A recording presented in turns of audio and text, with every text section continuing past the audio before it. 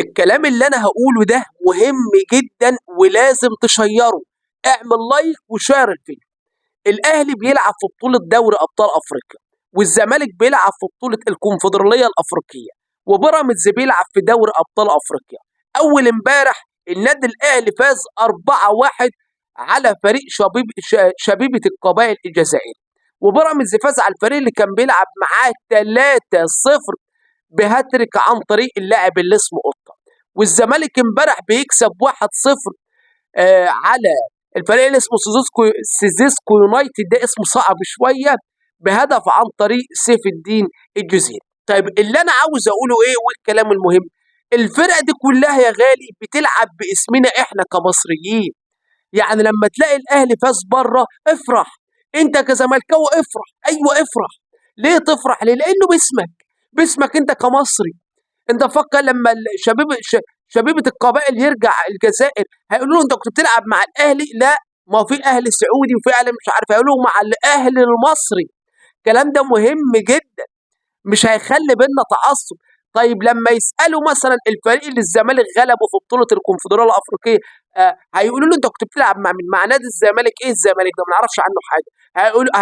هيقول لهم مع الزمالك المصري. بيراميدز الفريق اللي كان بيلعب مع، لما يرجع بلده كنت بتلعب مع مين؟ مع بيراميدز. بيراميدز ايه بيراميدز ده؟ مع هيرجع يرد يقول له بيراميدز المصري.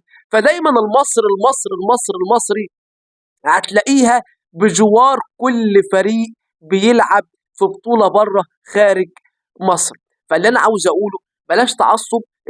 اذا لقيت الاهلي انت كزملكاوي بيلعب في بطوله دوري ابطال افريقيا شجعه، انت مش هتخسر حاجه. البطوله لو دخلت الاهلي مش هتدخل الاهلي، ده تدخل مصر كلها. الفرحه هتبقى عندنا كلنا، وبعدين جمهور الاهلي مش هيحفل عليك كده. هيحفل عليك ليه؟ جمهور الاهلي هيبقى مبسوط بالبطوله، ملوش علاقه بيك كزملكاوي. لما بيراميدز ياخد البطوله لا افرح. هو بيراميدز هيعاند فيك مثلا يقول لك انا خدت البطوله وانت لا؟ ما انت عندك كذا واحده غير. ما الاهلي عنده بطولات كتيره جدا. فبالتالي مش هنبصوا لبعض. لازم يا جماعه نشجع اي فريق بيلعب في بطوله بره كبيره زي دوري ابطال افريقيا ولا الكونفدراليه الافريقيه، لازم نشجعه. اهلي بقى، زمالك، مصري، بيراميدز، اي فريق لازم نشجعه ونوظره ونقف معاه لحد ما يكسب البطوله. بيراميدز ملوش مشجعين، احنا اللي نبقوا المشجعين بتوعه.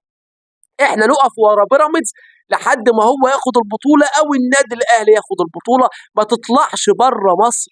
ده اللي انا عاوز اقوله. بلاش ان احنا بقى يا عم لا الاهلي ما ياخدهاش، لا الزمالك ما ياخدهاش، لا. في الدوري المصري لا، احنا هنقطع في بعض، نفرم بعض. بص احنا في الدوري المصري ما نسيبش بعض. ما هو الحلاوه في كده، حلاوتها في كده. اما بره في افريقيا لا، لازم كلنا يا جماعه نبقى واحد. نبقى واحد في البطولات المهمه، لانها بتدخل باسمك انت كمصري يا حبيب قلبي، مش باسم الاهلي. دخلت في خزينه الاهلي ودخلت النادي الاهلي، بس في الاخر باسم مين؟ باسم مصر. الاهلي المصري، الزمالك المصري، بيراميدز المصري. فبلاش تعصب. شفت الاهلي بيلعب انت كزملكاوي في بطوله افريقيا شجعه، شفت بيراميدز شجعه، شفت الزمالك شجعه. الثلاث فرق الزمالك والاهلي وبيراميدز بيفوزوا الثلاثه ورا بعض.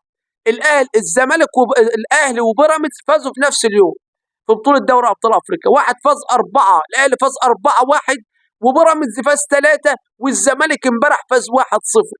فبالتالي يعني شرف لينا كلنا، شرف لينا كلمه الاهلي المصري، الزمالك المصري، بيراميدز المصري. فشير الفيديو ده وبلاش تعصب. عاوزين كده نبقى حلول مع بعض. في الدوري المصري لا ناكل بعض، بص احنا نفرم بعض. اما في البطولات المهمه اللي زي دي يا جماعه لازم كلنا ندعم الاهلي والزمالك وبيراميدز واي فريق اخر يلعب في بطولات مهمه زي دي. والسلام عليكم.